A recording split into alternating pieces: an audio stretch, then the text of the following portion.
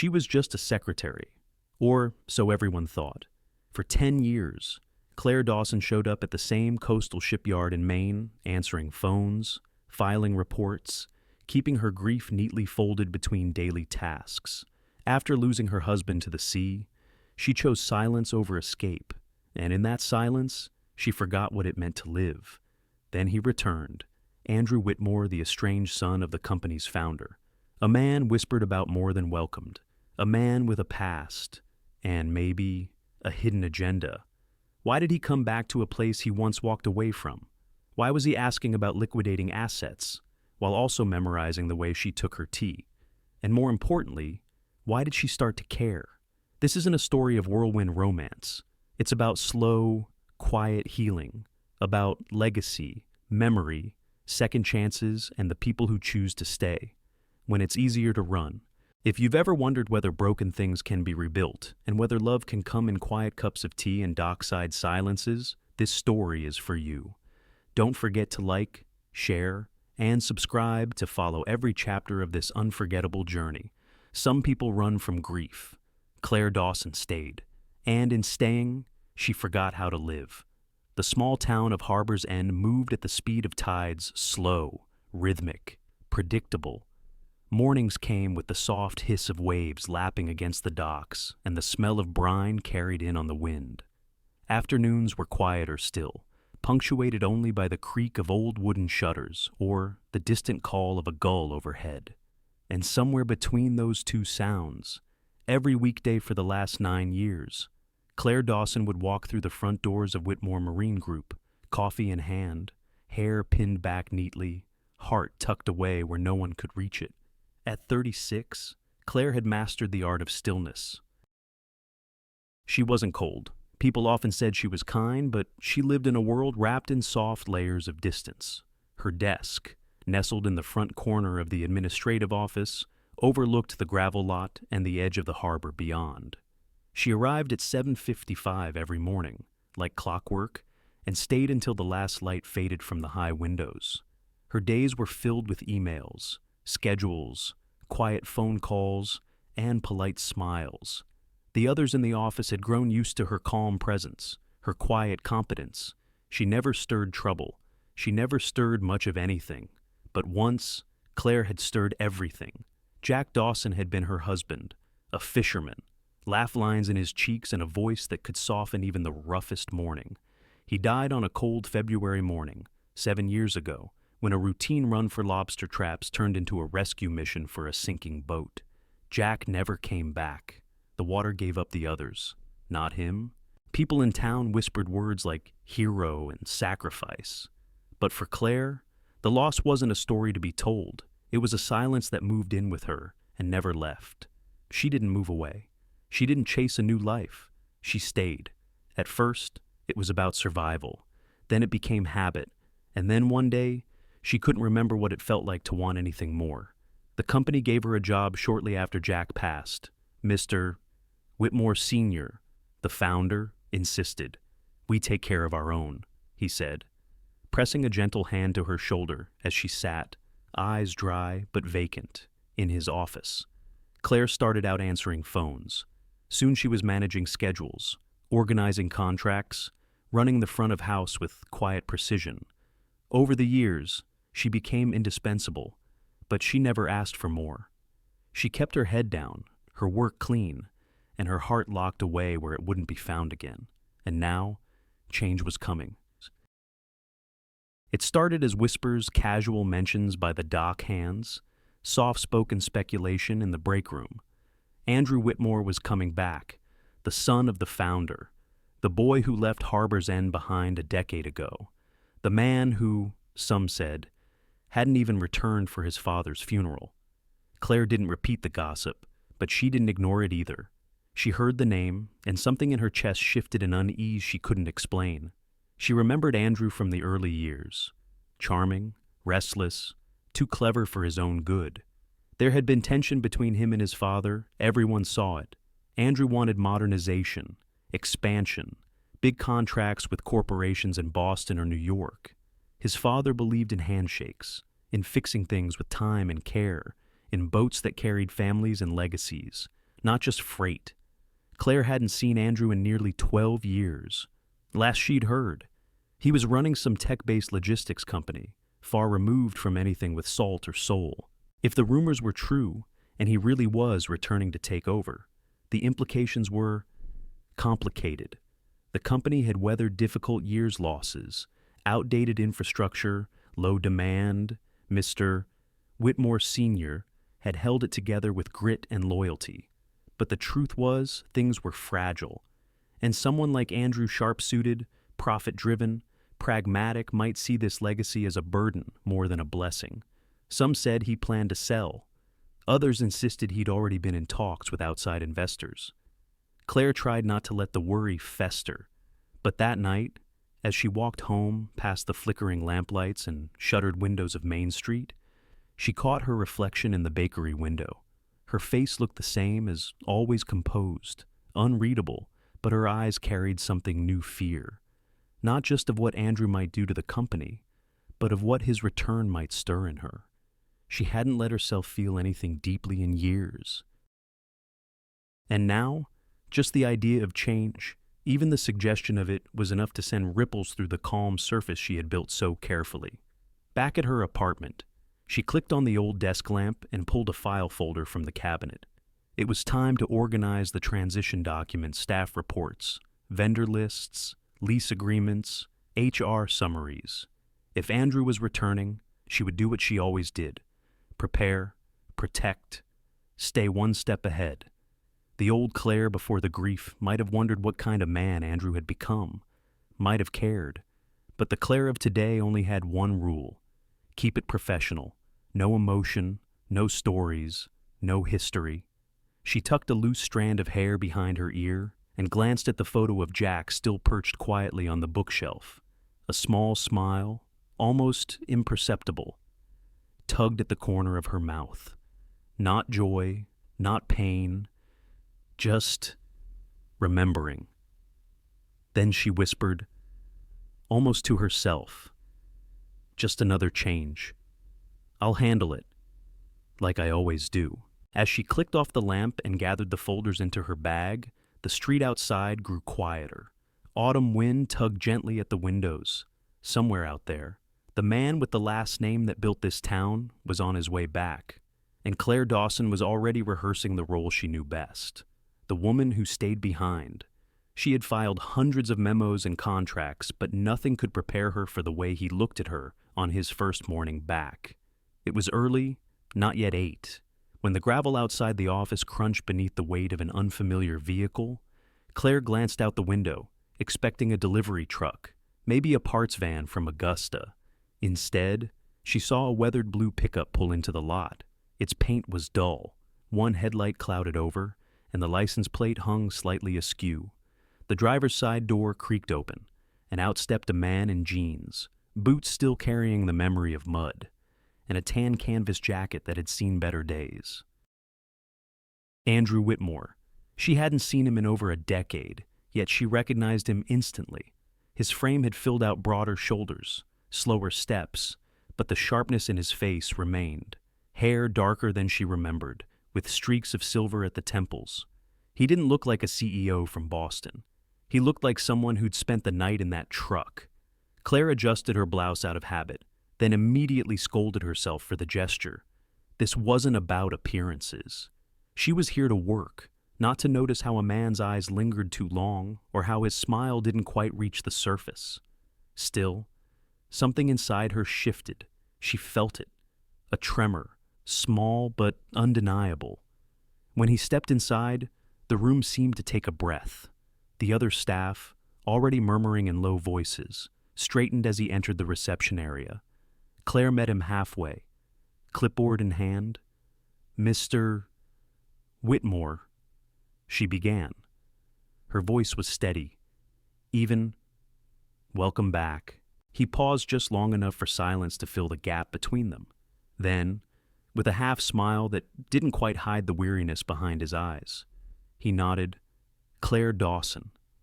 The way he said her name, it wasn't cold, but it wasn't warm either. More like someone carefully measuring an old song they used to know by heart. They walked together to the conference room. He didn't say much, just glanced around slowly, eyes scanning every picture frame on the wall like they were artifacts of a life he'd left behind. Claire gestured for him to take the seat at the head of the table. He did, with hesitation.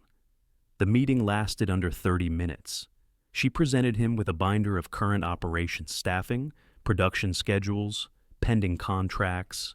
He listened, asked few questions, but the way he looked at her as if trying to remember something he wasn't sure he'd ever known unsettled her more than she cared to admit. Afterward, she offered to walk him through each department. He didn't decline. They started at the fabrication shed. The air there smelled of salt, metal, and old paint familiar and unchanging. Claire introduced him to James, one of the oldest welders still on staff, a man who had worked under his father since the early days. James didn't shake Andrew's hand. He simply nodded once and went back to his bench. The rest of the walkthrough was quiet. In the storeroom, shelves lined with outdated manuals and spare fittings, Andrew lingered by a framed photo of his father with a group of dock workers. Claire watched him closely. He didn't touch the frame, just stared for a moment, then turned away. Upstairs in human resources, the air was warmer, the lighting softer. Carol from HR offered coffee and a polite smile, but Claire could feel the undercurrent people were watching. Not just Andrew, her too. As if they wondered whether the calm, capable Claire would remain unchanged now that the prodigal son had returned. On their way back down, she caught a glimpse of his face in the stairwell window, reflected against the sea. He looked tired, not just in body, but in spirit. They returned to the main office.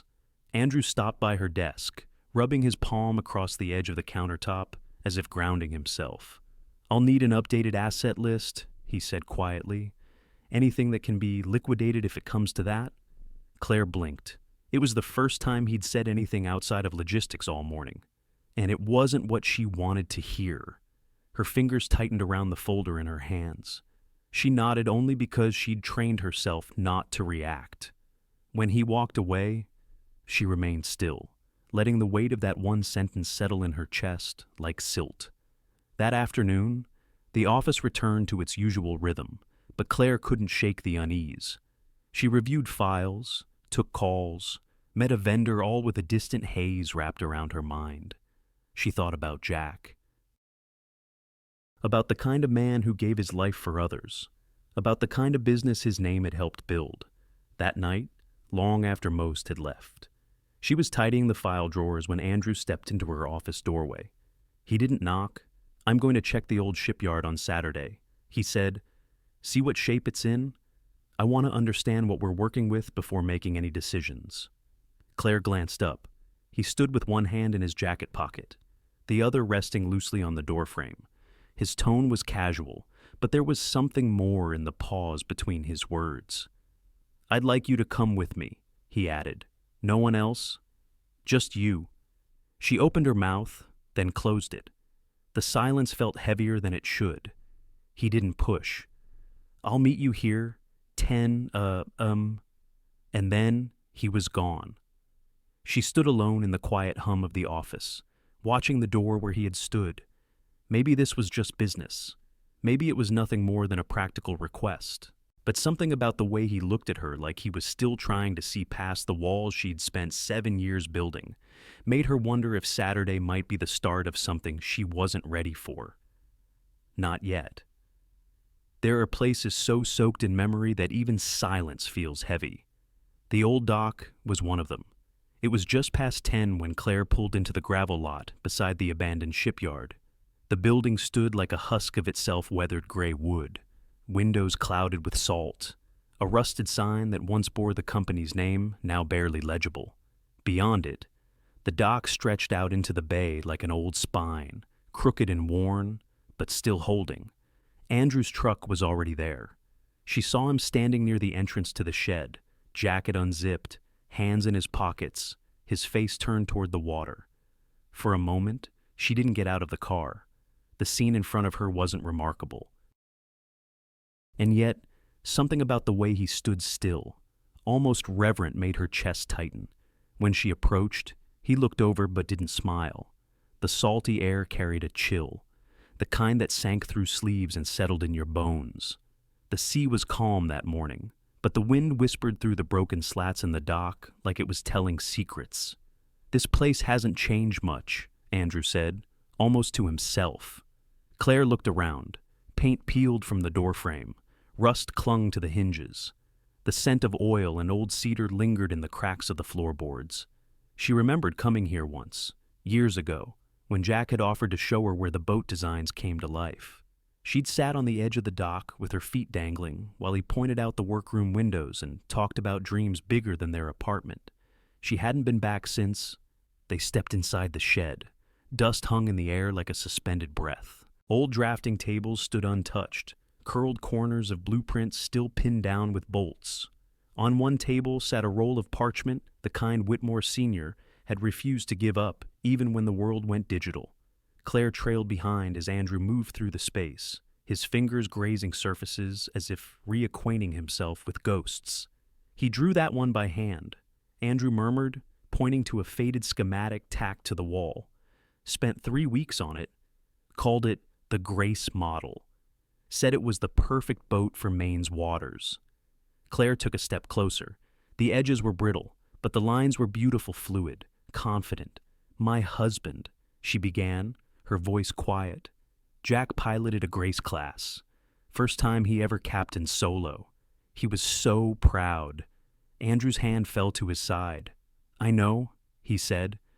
The pause between them lengthened. Claire turned, brow furrowing. "You do." He nodded, looking away. "I followed the reports when it happened. I was in Boston at the time." It made the regional news. A small boat going down in icy water, 1 man lost. Your name was mentioned, I remembered. She didn't know what unsettled her more, the fact that he'd known all these years, or that he'd never once acknowledged it until now. That memory was a wound she wore beneath every day. To find it mirrored in someone else's mind, unspoken, was like having a secret she didn't realize was shared. For a moment, neither of them said anything. The wind outside moaned through the broken panes. The boards creaked under their feet. "Why didn't you say anything?" she finally asked, softer than before. Andrew exhaled through his nose. "Because I didn't know if I had the right," he said, almost a whisper. "I left this place a long time ago. Claire." I gave up my seat at the table. Watching from afar doesn't give me the privilege to speak on the pain of those who stayed. It was the first time he said her name without formality. No title, no pretense. Claire felt something shift, small but certain. Not trust, not yet, but maybe the absence of resistance. They stood together at the edge of the dock, looking out at the water that had taken and given so much. A seagull cried overhead, somewhere behind them. A hinge snapped loose and clattered to the floor, startling neither of them. She found herself watching the side of his face, the way the wind pulled gently at his collar, the way he squinted slightly into the sun, as if trying to see something just out of reach. He turned then, catching her gaze before she could look away. There was something in his expression, curiosity, yes, but also caution, like someone walking through a house they used to live in, unsure which floorboards would still hold. The moment passed. Andrew gestured to the far corner of the dock, where several wooden crates sat half submerged in salt-soaked soil. "We should make a list of what's salvageable," he said, his voice returning to something more neutral. "Some of this might still be usable." Claire nodded.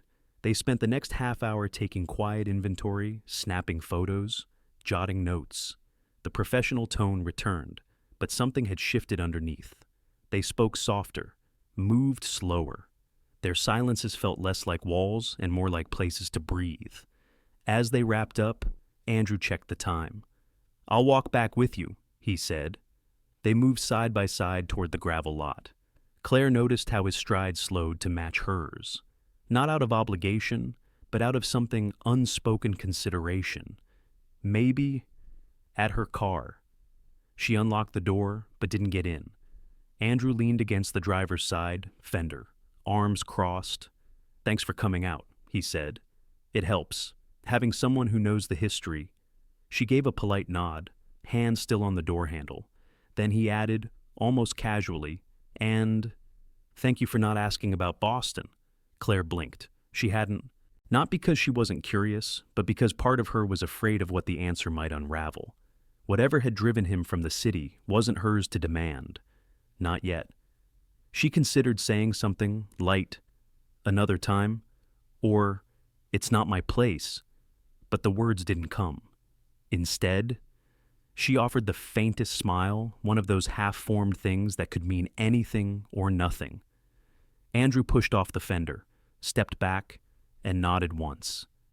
Then he was gone. Claire sat in the car a while longer, watching the dock disappear in her rearview mirror. She wasn't sure what she was feeling, only that something inside her had moved. Sometimes, love begins in the quiet between two coffee cups. Sometimes, it hides in silence too long.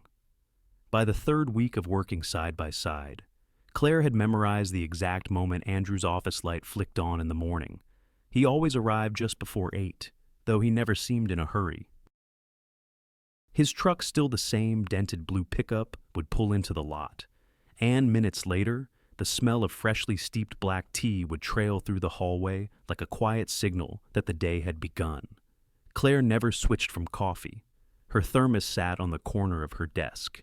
Same as always, 1 teaspoon of cream. No sugar. She never mentioned her preference. But one morning, she found a small canister of her exact brand tucked neatly behind the shared pantry kettle. No note, no announcement, but she knew it had been him.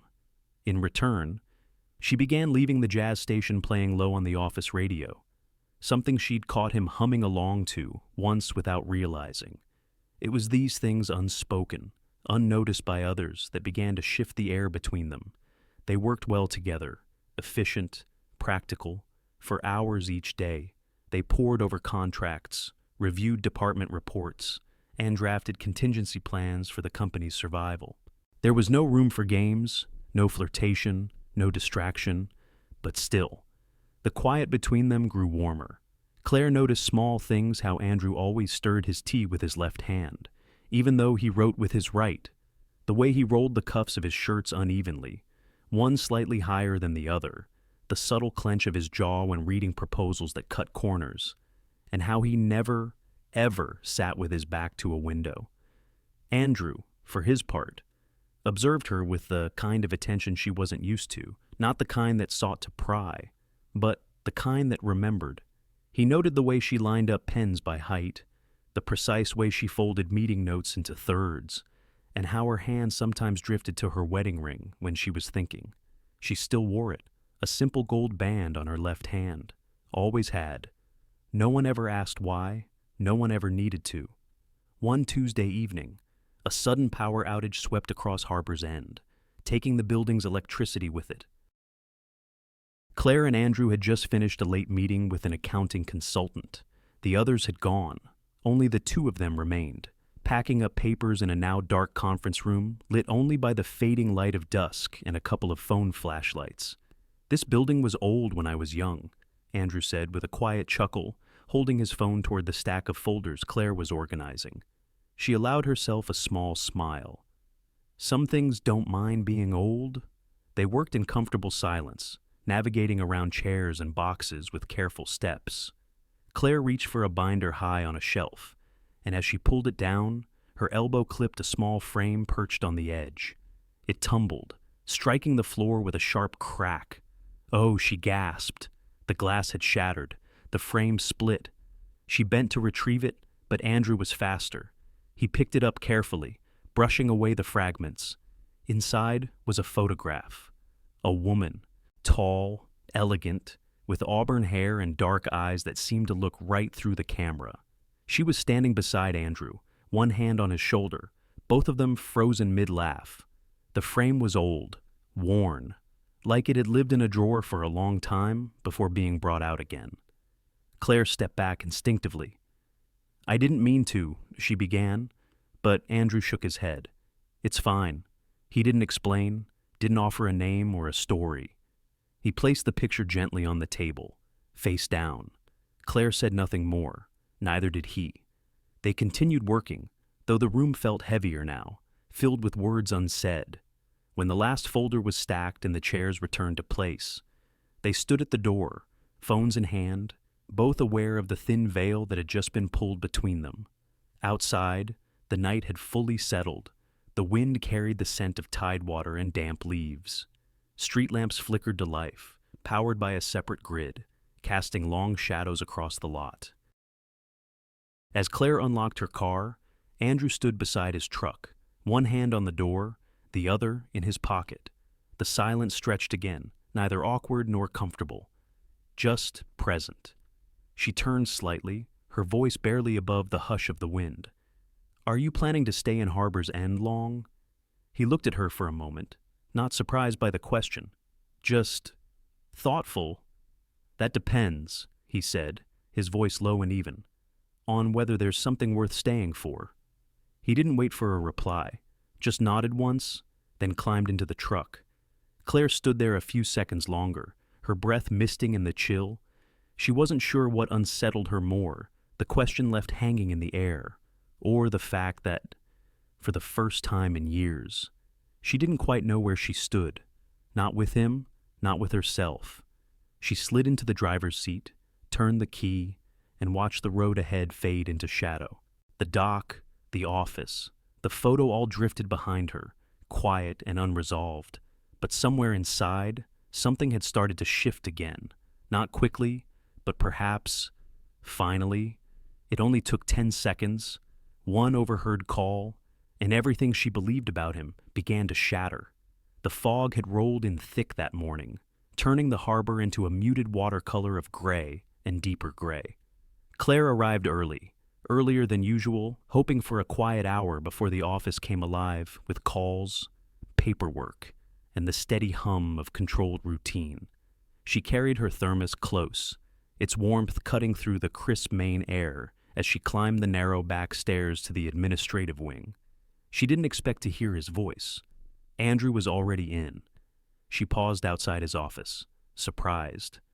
The door was half open, and his voice carried low but distinct. "No. We can't wait another quarter," he said into the phone. "We need to move up the valuation process." "Yes, start identifying which assets can be liquidated quickly, especially the old facilities. They're just sitting there." Claire's hand froze on the doorknob. A beat of silence. "No, I haven't told them yet. Harbor's End has sentiment, not strategy.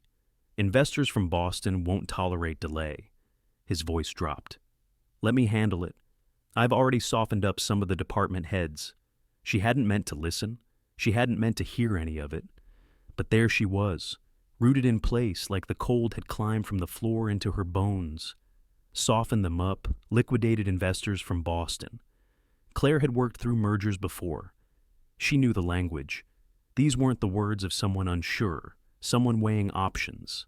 They were the words of a man with a plan and a clock ticking fast. She stepped back, gently closing the door with a click so faint it might have gone unnoticed. But it didn't. Moments later, Andrew opened the door. He saw her standing just outside, papers in hand, face carefully blank. "Claire," he said, voice lighter. "You're in early." She handed him the reports without looking directly at him. "I had some budget notes to review before the morning meeting." He hesitated just a fraction too long. Then, smoothly, "Good. That's good." She turned to go, but stopped. Her voice was quiet. "Are you planning to sell the company?" Andrew's silence, just long enough to confirm what she already feared. "I'm not planning anything without full transparency," he said. "We're exploring options. That's what responsible leadership does." Claire nodded, her face unreadable. "Options?" He took a step closer. "Listen, this isn't what you think. Then what is it?" He didn't answer, his eyes usually steady. Direct didn't quite meet hers. Claire gave a tight smile, the kind used to excuse oneself from a conversation rather than continue it. "I should get back to my desk," she said. The rest of the day passed in efficient silence. She completed her tasks, answered emails, filed reports, smiled when necessary. Not once did she ask another personal question, Not once did she meet his gaze longer than required. By 4:30, she had drafted and printed a letter, 10 days of personal leave, effective immediately. She left it on his desk without fanfare. No note, no explanation. She didn't owe him one. Walking out that evening. Claire took the long way home past the marina, past the bait shops and shuttered clam shacks, past the old dock where names had once been carved into wooden railings, now worn smooth by salt and time. This town had given her everything, and taken everything. She stopped at the bend in the road where the water opened wide, the place where Jack's boat had last been seen. The wind was picking up. It pulled strands of hair from her clip, stung her cheeks. A gull cried overhead, then disappeared into the clouds. She remembered the early days, the months after Jack died, the way people brought casseroles and awkward condolences, how she learned to sleep on only one side of the bed, how her work became her anchor, and how slowly, piece by piece, she built a life again. Not the same, never the same, but a life that didn't hurt with every breath. And now, Andrew, a man who'd crept into her quiet world, not with promises or charm, but with steady presence and unexpected softness. She had begun to trust him, let her guard inch down, believed, even if she wouldn't say it aloud, that maybe he came back not just for the company, but for something more. But she had misread him. Or worse, she had wanted to believe so badly that she ignored what she already knew. People with money talked one way to shareholders and another to everyone else. She climbed into her car and sat still, hands on the wheel, eyes on the harbor. 10 days. She didn't know what she'd do with them yet. Maybe visit her sister in Vermont. Maybe just stay home and let the house breathe without the pressure of pretending. She didn't cry. She didn't rage. But something inside her went quiet in a different way, like a door closing gently but finely. Not with anger, just resolve. She came back to the sea, not for answers, but to remember who she was before she forgot how to feel. Camden was quieter than she remembered, but maybe it wasn't the town that had changed. Maybe it was just her. The streets were still lined with weathered clapboard homes, and the harbor still brimmed with sailboats that swayed like lullabies against their moorings. And yet, everything felt more distant, like she was walking through a dream stitched loosely to her old reality. Claire hadn't been back here in years, not since the funeral, not since she packed up her life and moved 30 miles south to Harbor's End to escape the spaces that Jack had filled too fully. Her mother welcomed her without a word, just a warm hug at the door, the smell of cinnamon rolls in the kitchen, and a bed turned down with freshly laundered sheets. The house hadn't changed either. The same brass lamp in the hallway, the creaky third stair that still groaned in protest, the same watercolor paintings of seabirds her mother had collected from the weekend market. Claire stayed mostly quiet her first night back. She slept long and woke to the sound of gulls and the smell of sea air, like time had folded gently inward. Each morning, she walked down to the shoreline, where the rocks turned slick with moss, where driftwood gathered like forgotten bones, where Jack's boat had once been found, broken only a splintered bow and a nameplate still intact. The Lark. She found it again. That piece of wood. Someone had mounted it to a tree by the dunes. Weather-beaten, gray. The letters barely visible beneath the salt and sun. She sat beneath it, tracing the grain with her fingertips, breathing in the ache of what used to be. It was here she asked herself the questions she'd been avoiding. Had she started to believe in something again? And if so, had it been real or just a projection of her own need for connection? She remembered Andrew's hands always moving, shaping his thoughts mid-air, his quiet attentiveness, the way he paused before speaking, like he weighed not just his words, but the weight they might carry. She remembered how he asked about Jack, how he looked at the old blueprints with something like reverence. But then she remembered the phone call, the silence when she asked for the truth, the lowered eyes. That silence had spoken louder than any admission. She was angry. But more than that, she was tired of being the one who always gave people the benefit of the doubt, who stayed, who tried to be understanding, who let things unfold instead of asking for more. On her third day in Camden, her mother sat beside her on the porch swing after breakfast. The coffee between them had long gone cold when she handed Claire a small envelope. "No return address," her mother said softly. "It came yesterday." Claire turned it over in her hand. The handwriting was unmistakable, neat, purposeful. Andrew's. She didn't open it right away. Instead, she watched the wind move through the tall grass beyond the porch steps. It was the kind of wind that stirred memories, not just leaves, the kind that carried voices from other lifetimes. Finally, she unfolded the letter. "Claire, I won't ask for forgiveness. I know what I did more precisely. What I didn't do, I didn't speak when I should have. I didn't look you in the eye when you deserved the truth. The truth is I've been sent back to Harbor's End with one mission: prepare the company for sale. That was the board's directive. It still is. But what I didn't expect was you, your steadiness, your integrity. The way you carry grief not as a wound, but as a kind of sacred duty. Watching you work, I began to remember who I used to be before the pressure, before the polished pitches and boardroom votes, and remembering that scared me. I'm trying to do something no one on my team wants, something they'll fight. I'm preparing to propose a restructuring plan that keeps the shipyard in local hands, that retools our focus instead of selling our soul. It may cost me more than the company is willing to lose, but I need you to know it's not because of you. It's because I finally remembered what matters. I hope, when this is over, I can look you in the eye again. Andrew." She read the letter twice, then once more. It wasn't grand, it wasn't romantic, but it was honest, or at least as close to honest as a man like him might get. Claire folded it slowly, like pressing closed a fragile wing. She didn't rush to reply, didn't draft an email or pack her things. Instead, she walked back to the beach and stood where the sea met land, letting the water lap over her shoes and salt the hem of her jeans. The ocean didn't forget. Not the losses, not the truths, and certainly not the people who dared to care again, even when it hurt. She looked out across the water, past the boats and buoys and gulls wheeling overhead. "If you really want to change," she whispered into the wind, "do it for you, not for me." The sea, in its way, seemed to nod. Sometimes, the loudest sound in the world is silence, especially when it comes from someone you thought might be different. Claire returned to the office on a Monday morning that smelled like rain and paper. The leaves had turned while she was gone, reds and golds carpeting the sidewalks, softening the edges of the small harbor town like a watercolor left out in the weather. Her desk was exactly as she had left it, tidy, predictable, the inbox full, the same pen resting at a slight angle to the notepad.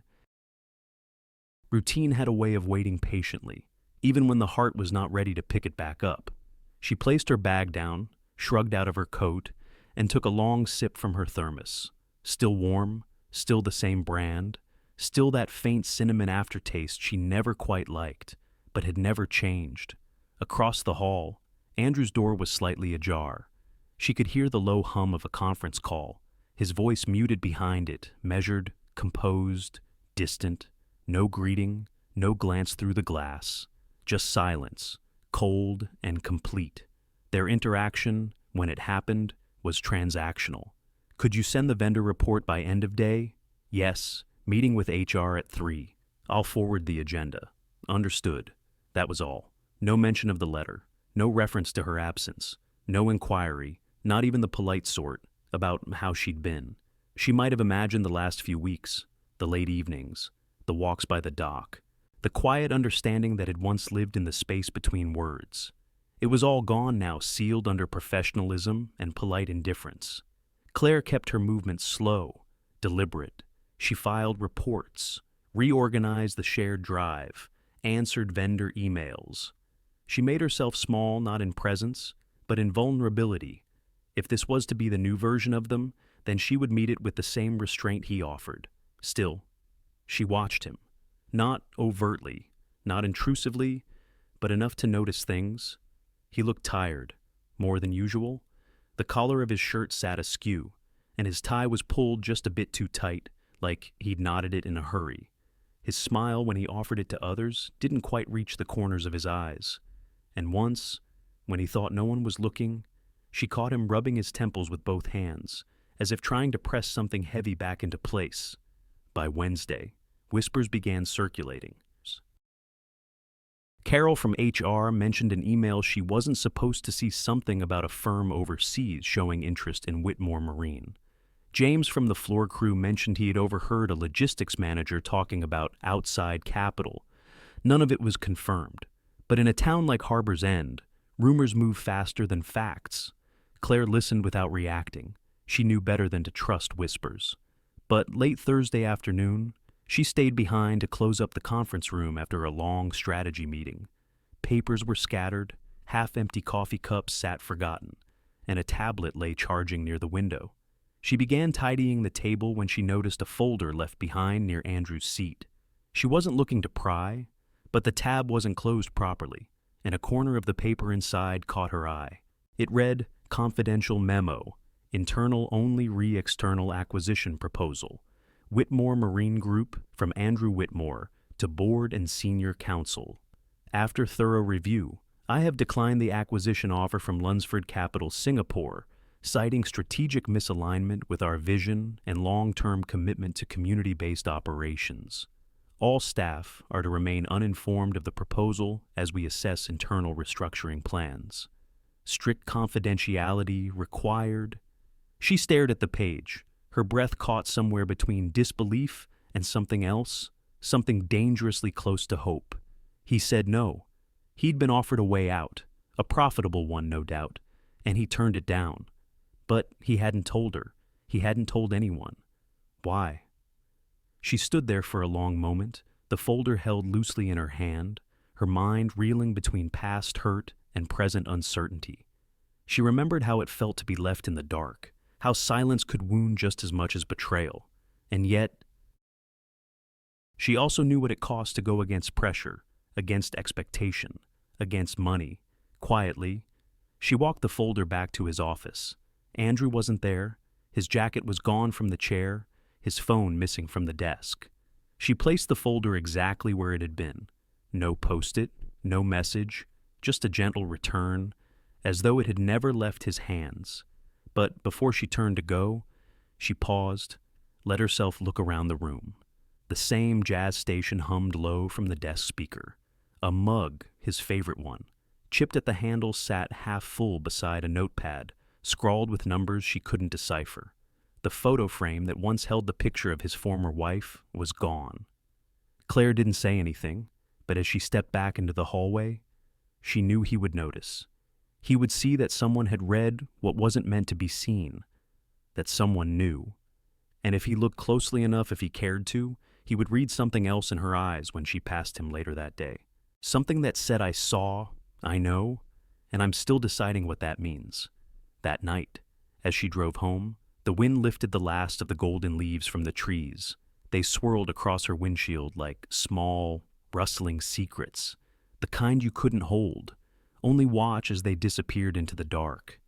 Claire didn't feel peace, not yet, but she felt the silence between them shift just a little, like a frozen lake beginning to thaw from the edges inward. There are letters we never send because we're too afraid of what might happen if they're read. Claire had always preferred the clatter of keys over the scratch of pen on paper. Typing was efficient, clinical, easy to edit. But that evening, as the office emptied and the shadows stretched long across the carpet, she reached for a lined notebook from her drawer and uncapped her pen with a soft click. She didn't plan it. The decision came from somewhere quiet, like a small voice that had waited long enough to be heard. She began simply, "Andrew, this isn't official. It's not a memo or a note or anything I expect you to respond to. It's just me trying to figure out what to do with everything I'm feeling and haven't said." The words came slowly at first, her handwriting uneven from disuse. But as the sentences took shape, so did her thoughts.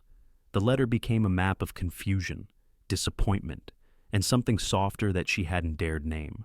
She wrote about the morning, the phone call she wasn't supposed to hear, how it felt like a betrayal, not just of trust, but of possibility. She confessed that she had started to hope, that, against her better judgment, she let his presence become more than routine. How silence from someone you're beginning to believe in can echo louder than lies. Then she surprised herself. She admitted that she saw him not just as a CEO or a man returning to his father's company, but as someone struggling under the weight of expectations he didn't create. She described the moments when he seemed more human than the corporate, his tired smile, the way he lingered by the dock, the quiet kindness in how he noticed the small things about her without comment. Claire paused, staring at the page, then continued, "I'm not pretending to understand you, but I'd be lying if I said I was indifferent. I've worked hard to stay professional, to keep boundaries, but if I'm honest, completely honest, I haven't always succeeded. There were moments I wanted to ask you about Boston, about what really happened, about who you were before you became the man everyone expects you to be, but I didn't. Maybe because I was afraid of what I'd hear, or maybe because I was afraid of what I'd feel." She stopped to steady her hand. The next part needed to be clear. If you're truly trying to do something different, if this company, this town, means more to you than just a final quarterly report, I hope you show that. Not just to me, but to the people who've kept it alive all these years while the rest of the world moved on. If you are different, Andrew, I want to see that. One time. Clearly, and if you're not, then at least I'll know I gave myself the chance to believe. She signed her name simply, without flourish. Just Claire, no title, no pretense. She didn't fold the letter, didn't seal it, just slipped it gently into the top drawer of her desk and slid it closed. She wasn't ready to give it to him. Maybe she never would. But the act of writing had lifted something from her chest, a weight she didn't realize she'd been carrying since the day he walked into that old conference room with eyes that looked like they remembered too much. The next morning, she arrived before him. She turned on the lights, tidied her desk, and went about her usual tasks. At some point, she left to retrieve a document from records. When she returned, Andrew was standing by her desk, a pen in hand, scribbling a note on the margin of a printed report. He didn't see her at first. Then, as he moved to place the report back on her desk, his fingers brushed the edge of the drawer. It had slid open slightly, just enough to reveal the corner of the letter. He paused, his hand hovered. Claire stood frozen in the doorway. He glanced up, their eyes meeting across the room. He didn't reach for the letter, but something in his gaze shifted just a flicker, a recognition that he had seen more than he was meant to. Or perhaps exactly what he was meant to. He set the report down, gently closed the drawer, and left without a word. Claire didn't follow. The day passed in stillness. They worked, spoke only when necessary. Nothing changed outwardly but underneath. Something had been acknowledged, not explained, not solved, but no longer ignored. That evening, as she drove home, the sky turned lavender over the harbor. The light had begun to thin earlier now, autumn reminding everyone that winter was coming, whether they were ready or not. She didn't expect anything when she opened her mailbox. But inside, wrapped in brown paper and string, was a small parcel. No return address, just her name, written in careful print. She took it inside, unwrapped it slowly, hands trembling just slightly, not with fear, but with something harder to name. Inside was a single envelope, and in it, a letter from him. She didn't read it right away. Instead, she held it to her chest as she lay down, her breath steady, her eyes wide open in the darkness. Some letters we never send. Some find their way, anyway. Sometimes, the bravest thing a man can do is walk away from everything he's built for the sake of what's right. The boardroom at Whitmore Marine felt colder than usual that morning. The sun filtered through the tall windows in pale ribbons, cutting lines across the polished oak table where 12 chairs had been filled by shareholders, legal advisors, and department heads, all watching, all waiting. Andrew stood at the head of the room, his hands resting on the edge of the table. He wasn't wearing his usual suit, just a navy blue sweater over a collared shirt, the sleeves rolled once, revealing the thin white scar near his wrist, a remnant of younger, messier days on the docks, days that no one in this room had lived but all somehow dismissed. His voice, when he spoke, was steady. Before we begin, I want to thank all of you for your patience these past few months. I know change isn't easy, and I know uncertainty makes people nervous. He paused, looked around the room, not over their heads, but into their faces. Claire noticed that. From the back row, where she sat quietly, half hidden behind a pillar, she saw the difference. Today, Andrew wasn't performing. He was present. He continued, "You've all seen the numbers. Lunsford Capital has made a generous offer, one that would turn our aging shipyard into a logistics center, high returns, minimal overhead, fast turnaround." A murmur rippled through the room. Anticipation, greed, logic. Andrew waited until silence returned. "But I've spent the last month walking those docks, talking to welders and accountants, sorting blueprints stained with coffee and salt, sitting in rooms that smell like my father's shirts used to smell after a long day on the water." He glanced toward the far wall, where a black and white photo of his father, young, smiling, wind-tossed, hung in a simple frame. "And I've come to a decision." He picked up a folder, one sheet inside. "I'm rejecting the offer from Lunsford." Gasps, audible. Someone on the left dropped a pen. Claire didn't blink. Andrew's voice didn't rise. If anything, it softened. "I know what we're walking away from, but I also know what we're holding on to. My father didn't build Whitmore Marine to sell it off when times got hard. He built it for people who needed a job that gave them dignity. For this town. For the generations that learned to craft something real, something that floats, that survives storms." He closed the folder. "I will not be the man who sells that legacy." A moment of stunned silence followed. Then, as expected, the reaction came swift and sharp. One shareholder stood. "This is emotional decision-making. Andrew, you're exposing this company to bankruptcy." Another added, "You're choosing nostalgia over fiduciary duty. We'll be filing a motion to call for a vote of no confidence." Andrew nodded. "I understand." Claire watched his hands. No tremor, no clenched fists. Just a stillness that came from someone who'd already made peace with the cost. "I'm stepping down as chairman of the board, effective immediately," he said. "That means I won't have voting power in any acquisition decisions moving forward, but I will remain as CEO. Day to day, I'll work without bonuses, without incentives, because if this company is going down, I want to be the one fighting for it on the floor, not sitting behind a spreadsheet in Boston." That was the twist, the surrender of power, but not of responsibility. A few people stood to leave. 3 of the most aggressive shareholders gathered their things, muttering as they exited. Slamming the door didn't help their point, but they did it anyway. And then, quiet applause.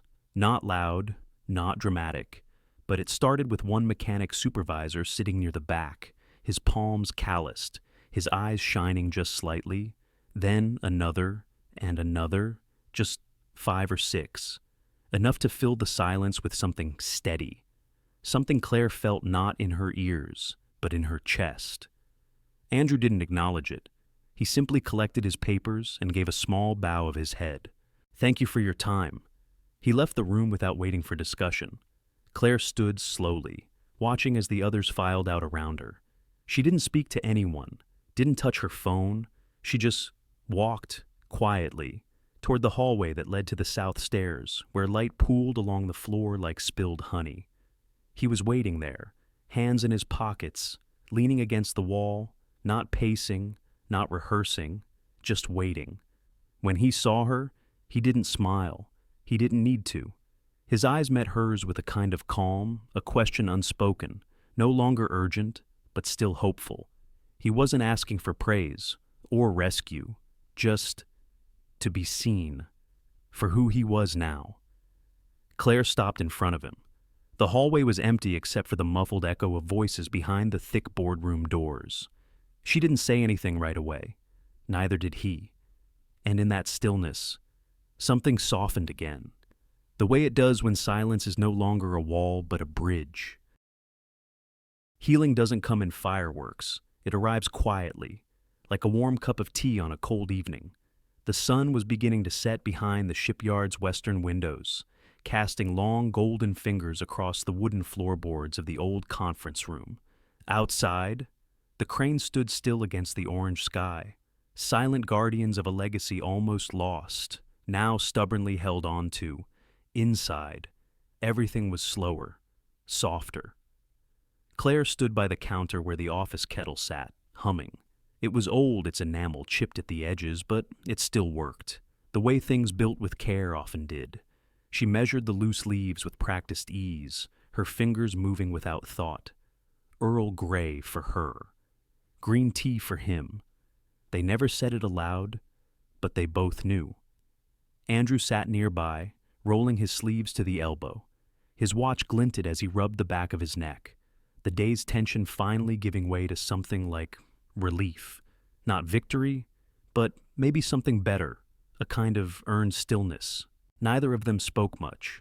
The room didn't ask for words. Claire poured the hot water, and the faint scent of bergamot rose with the steam. She handed him his cup, their fingers brushing briefly just enough to feel the warmth on the ceramic and under the skin. They sat across from each other at the small round table tucked into the corner of the room, the same table where board reports had once piled high. Now it held only 2 cups, a small plate of ginger biscuits, and the faint sound of a wall clock ticking above. "I used to think quiet meant something was missing," Andrew said. "Finally, now I think it just means something is settling." Claire nodded. "Settling isn't a bad thing." "No," he agreed. "Sometimes it's exactly what we need."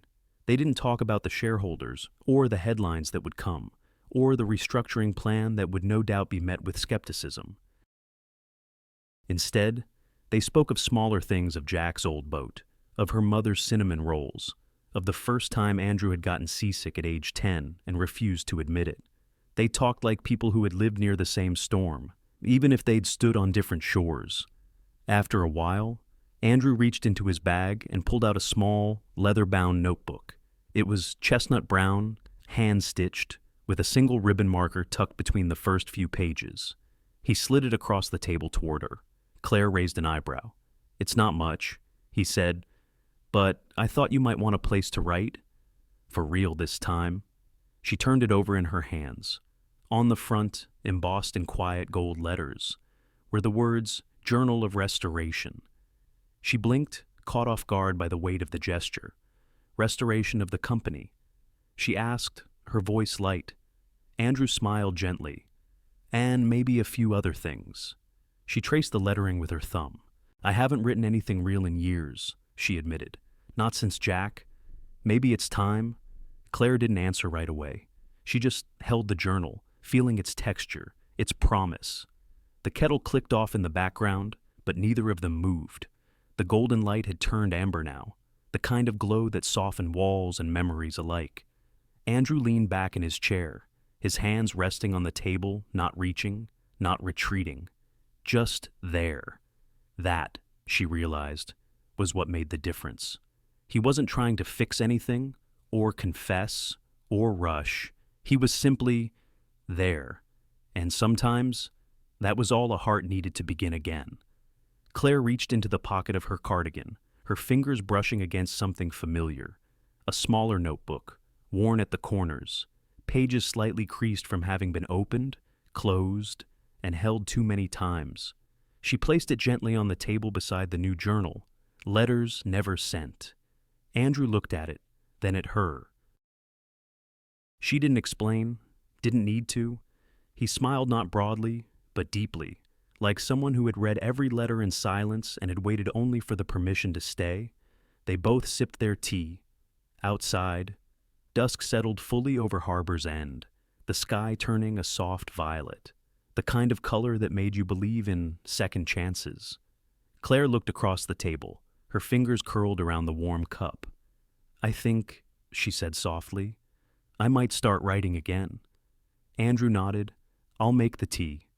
Some stories never end, they become part of what we build, and we carry them forward. The scent of sawdust returned first. Not harsh, but familiar like the ghosts of summers long past, when the docks had been alive with the rhythms of tools and salt air. Now, that scent mingled with new paint, warm coffee, and the faint buzz of something long asleep beginning to stir.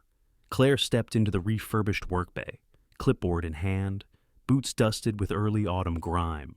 The air was cooler now, and the sea outside whispered in a quieter voice. It was the kind of morning that didn't rush, the kind that let things take shape slowly, like wood soaked in sun. The small boatyard restoration project had started modestly one bay. 6 workers, and no promises. Just hope. The kind that came not in declarations, but in early mornings and long hands-on days. And Claire was at the center of it, not because she demanded it, but because people naturally began to turn toward her when decisions had to be made, when problems arose, when tempers needed calming. She never raised her voice. She just listened, considered, and chose her words like she was stitching fabric, careful not to pull too tight, but never letting things unravel either. The first model was nearing completion, a 24-foot-day cruiser, hand-lacquered, with mahogany trim and classic lines that echoed the boats the elder Mr. Whitmore once dreamed into blueprints over black coffee and worn drafting tables. Claire ran her fingers along the hull, freshly polished that morning. Her touch was more reverent than professional, as if acknowledging not just the craftsmanship, but what it meant to finish something again. Andrew stood a few steps away, arms crossed, watching the final fittings being installed. He didn't interrupt, just nodded occasionally, eyes taking in details that once overwhelmed him. Now he seemed more at peace, more a part of things than above them. A small plaque was being fitted to the stern. 5 letters. Grace, one of the younger workers, barely 21 and new to the docks. Asked innocently, "Is that someone's name?" Claire smiled gently. "It was," she said, "but it's more than that." The others gathered, curious. Some of them had known Andrew's late wife, some hadn't. But all waited quietly, sensing the weight of what was coming. Claire placed a hand on the smooth wood, her voice even but quiet. "This name isn't just for a person. It's for everything we lose and learn to live with, for things we were too afraid to hold on to at the time, and had to find our way back to." No one responded right away, but something in the room shifted. The older welders nodded, not dramatically, but in that slow, unspoken way men of the sea tend to agree with things too deep to say aloud. One wiped his hand across his brow and looked away, blinking more than the dust could explain.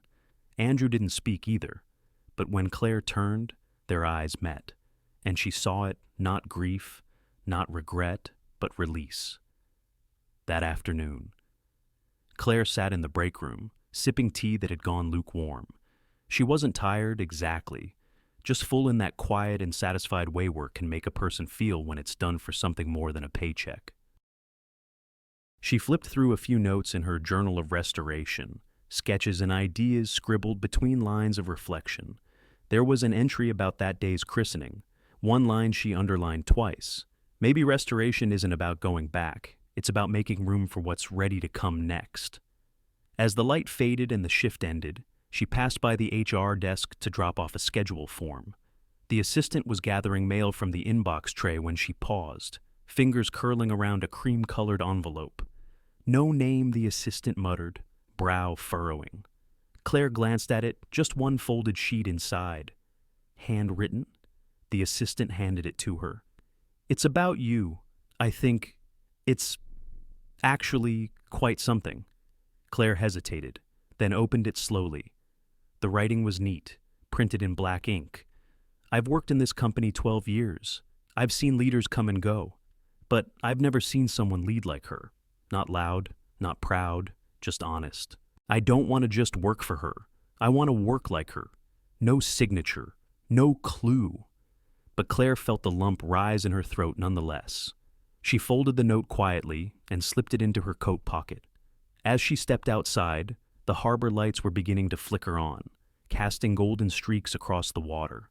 The boat, Grace bobbed gently in her mooring, as if exhaling. Some stories didn't need endings. They just needed to keep moving forward with care, with quiet conviction, and with the kind of grace that lives not in grand gestures, but in daily choice. And Claire was beginning to believe. She could choose this, every day. In the end, it wasn't the title on the door that mattered, but the name someone whispered in the quiet. A year had passed, not in leaps, but in the quiet rhythm of tide and time. The shipyard had changed, subtly. The paint was fresh. The offices had been rearranged. The break room had a new kettle, one that whistled instead of clicking off. And someone had placed a framed photo of the original dock team from 1972 on the wall beside the coffee machine. But the biggest change wasn't in the walls. It was in how people moved, spoke, looked each other in the eye again. Claire walked through the yard that morning with a folder tucked under one arm and a mug of tea in the other. Her gait was calm, measured not because she was in a hurry, but because she no longer needed to rush to be heard. She stopped briefly to chat with Carol at the reception desk, then checked in with the finance team about a community grant proposal. She knew most names now of welders, interns, part-time clerks, and they knew hers. Not because it was on a business card, but because she had shown up day after day. That spring, she'd been offered a position with a Boston-based firm, 6 figures, full relocation package, glass office with a skyline view. She turned it down in under a day. Not because she didn't think she could thrive there, but because she already was thriving, just not in the way resumes often show. Instead, she accepted a new role at Whitmore Marine Director of Community Engagement and Restoration Initiatives. A long title, but one earned, not handed.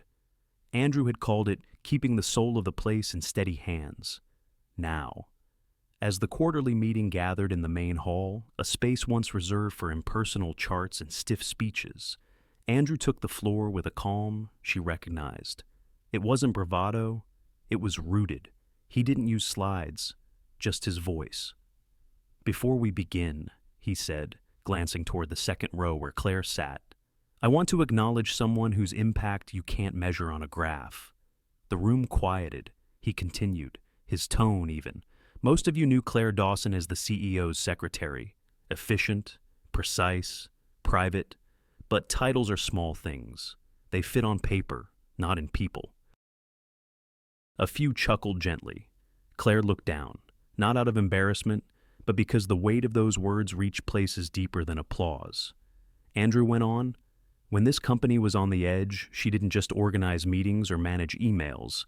She held the line for culture, for memory, for meaning." He paused. "And it's because of that.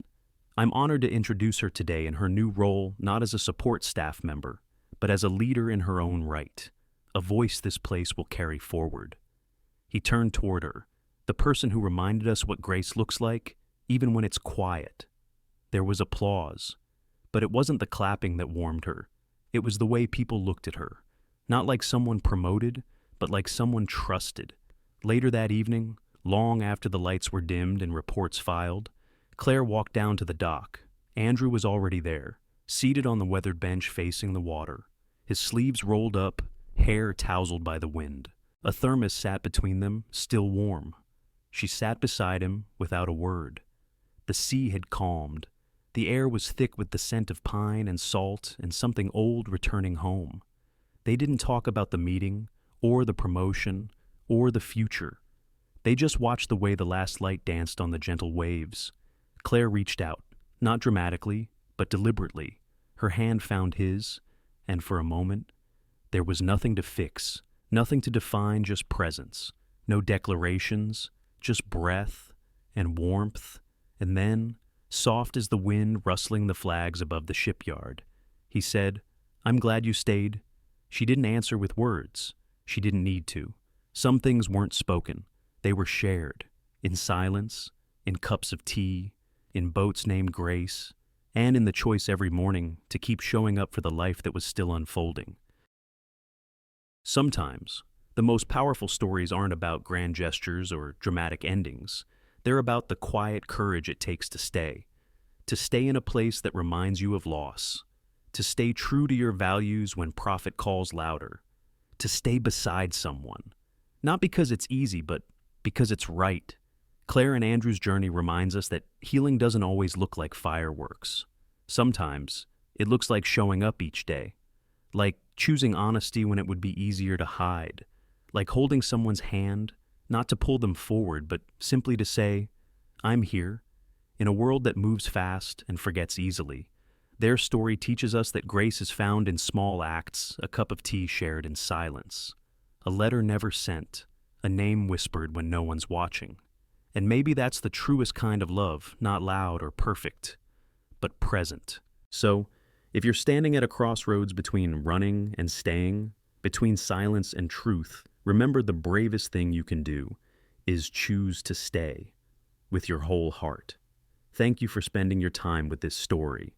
If it touched your heart, even just a little, please consider giving it a like, sharing it with someone who needs it, and subscribing to our channel. Your support helps us continue telling stories that heal, inspire, and remind us that quiet love and second chances still matter. We're grateful to have you here.